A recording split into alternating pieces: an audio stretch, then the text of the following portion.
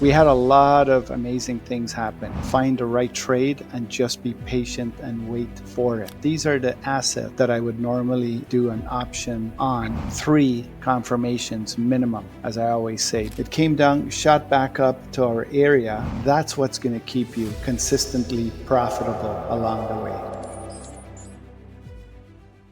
Hey gang, I hope you're having an awesome evening wherever you are. I was just looking at this stock here, Atcore. I don't know if I'm pronouncing it correctly, but I just went to Yahoo Finance and just looking at stocks that's been shooting up or shooting down. And this was the first one that I saw. And it was a big change. So I decided, you know what, let me do an analysis on it to see if there's an opportunity. And as I've always said, you want to spend more time doing technical analysis and less time trading. Find the golden nuggets, find the right trade, and just be patient and wait for it. Now, with this trade, we utilized the reverse Fibonacci, which was very cool, from here to here, and anchored it at the 50. And when I did that, it gave me an area right here, the 38% Fibonacci, and it became a strong area because on top of that, I had a trend line coming right through it, and I had a Fibonacci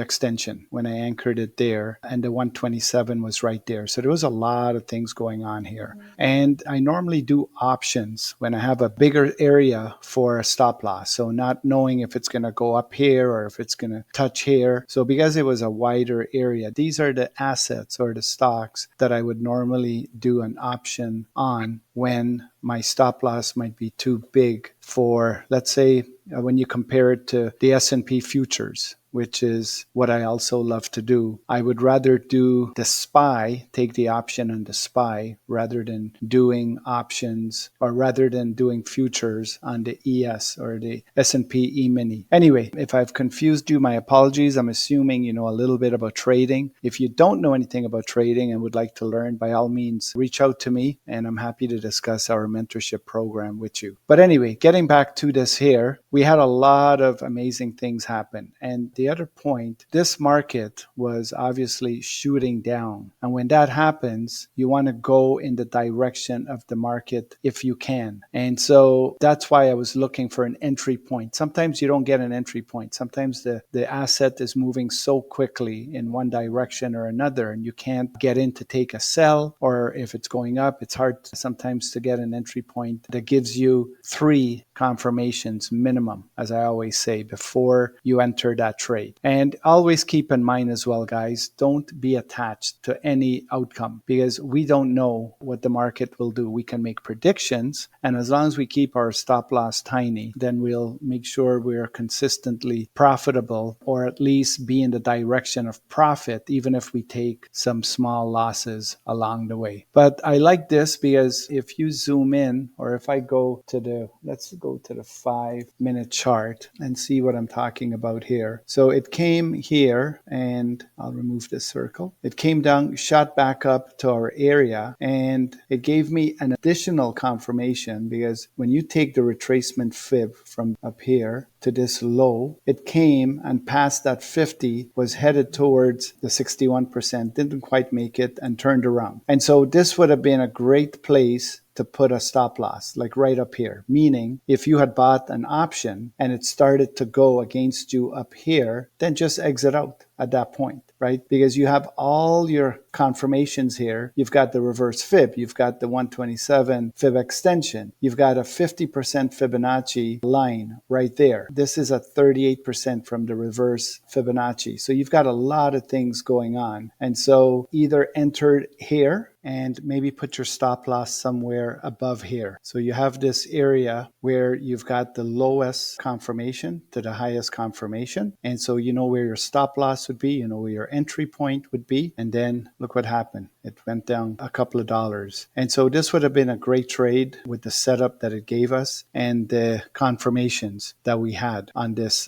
stock. And we also went in the direction of the asset. So when you keep all of those things in mind, that's what's going to keep you consistently profitable along the way. I hope this helps. And if you guys want to see another one of these, I did another analysis. Just look to the top left there, click on that video, and you'll be able to have a look. And it's fairly similar to this setup here. And if you're interested in learning more and how to do this, by all means, just look at the information below. And please like and subscribe if you find this informative and if you like the video. And have yourself an awesome evening. Bye for now.